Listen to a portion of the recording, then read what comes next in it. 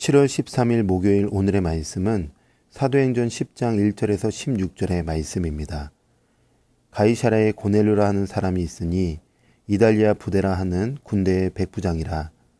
그가 경건하여 온 지방과 더불어 하나님을 경외하며 백성을 많이 구제하고 하나님께 항상 기도하더니 하루는 제 9시쯤 되어 환상 중에 밝기 봄에 하나님의 사자가 들어와 이르되 고넬료야 하니 고넬료가 주목하여 보고 두려워 이르되 주여 무슨 일이니까?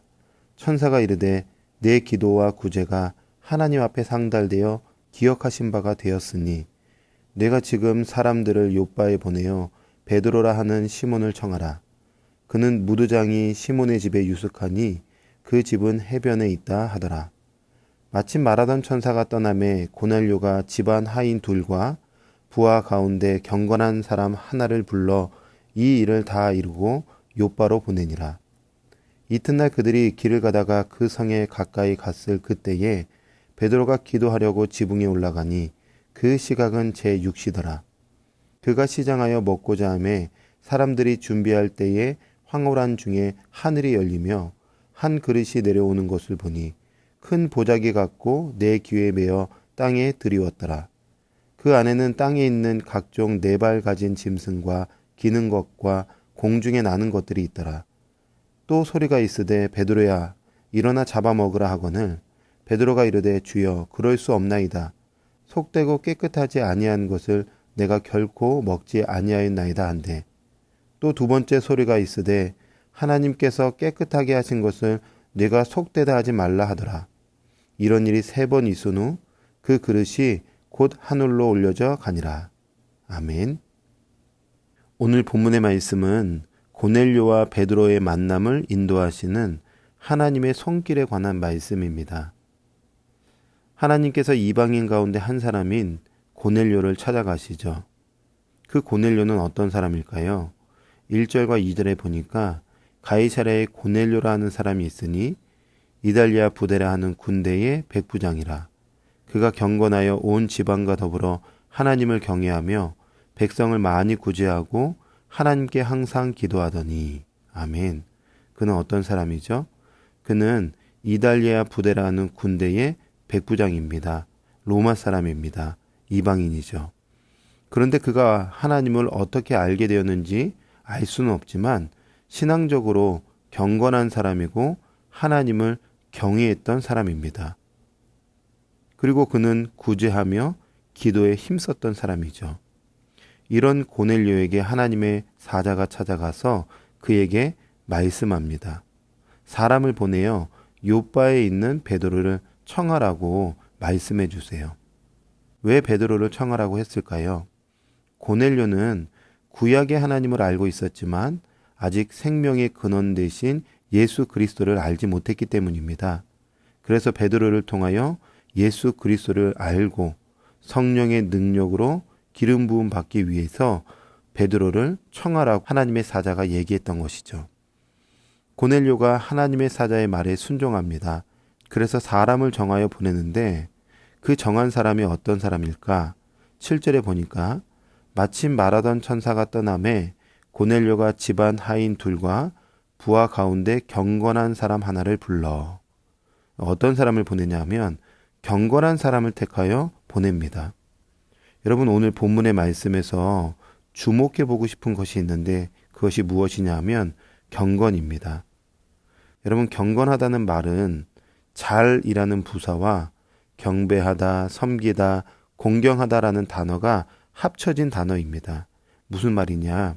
하나님을 잘 경배하고 잘 섬기며 하나님의 뜻을 잘 쫓아가는 것이 경건이라는 것입니다. 우리 마음의 중심이 하나님께로 잘 향해 있는 것이 경건인 거죠. 여러분 반대로 경건하지 않은 사람이 있어요. 예수님이 꾸짖었던 사람들을 생각해 보면 됩니다. 누구를 꾸짖었을까요? 서기관들과 바리새인들과 종교 지도자들을 엄히 꾸짖었습니다.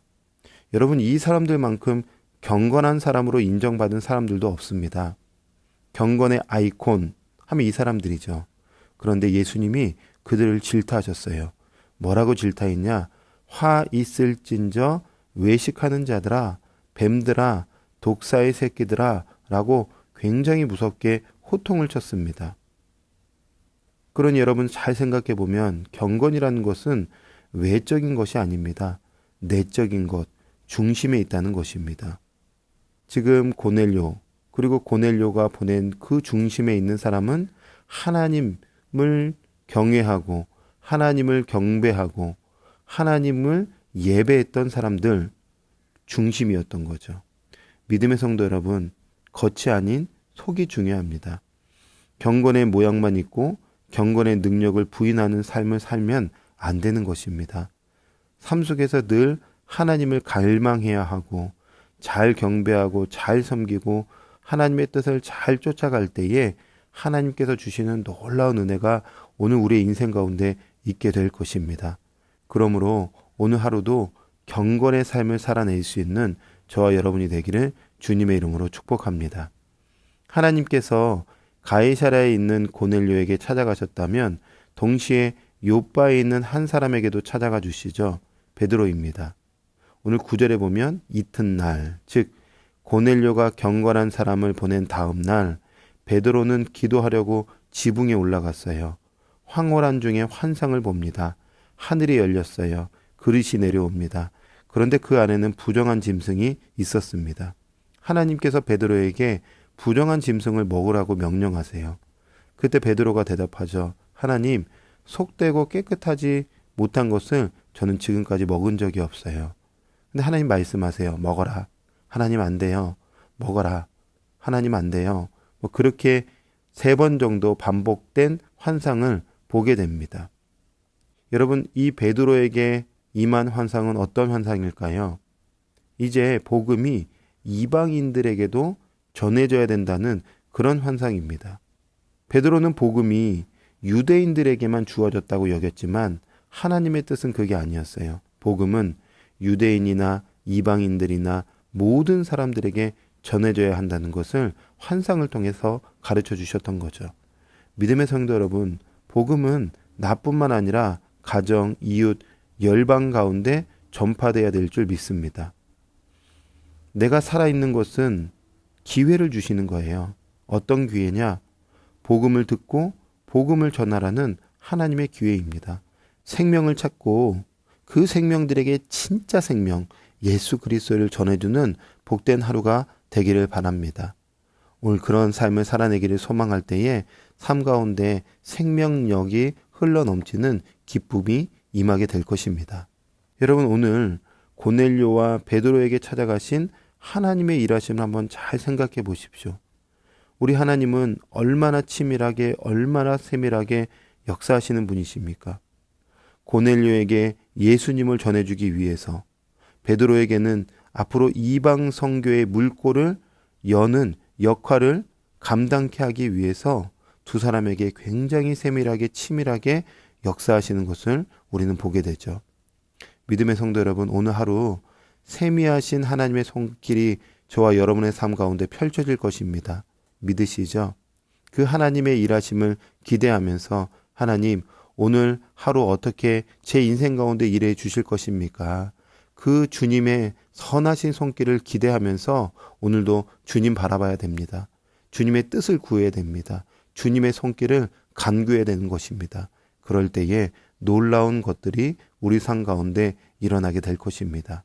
오늘도 그 주님 바라보면서 믿음으로 한 걸음을 떼는 저와 여러분이 되기를 주님의 이름으로 축복합니다. 아멘. 기도하겠습니다. 하나님, 오늘도 귀한 말씀 우리에게 주셔서 감사합니다.